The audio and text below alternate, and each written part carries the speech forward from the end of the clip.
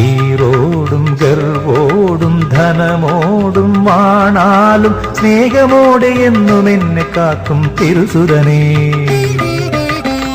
ദർശനം നൽകണേ മിശിഹായേ, എന്നും പരിശുദ്ധനായവൻ നീയേ പരാ.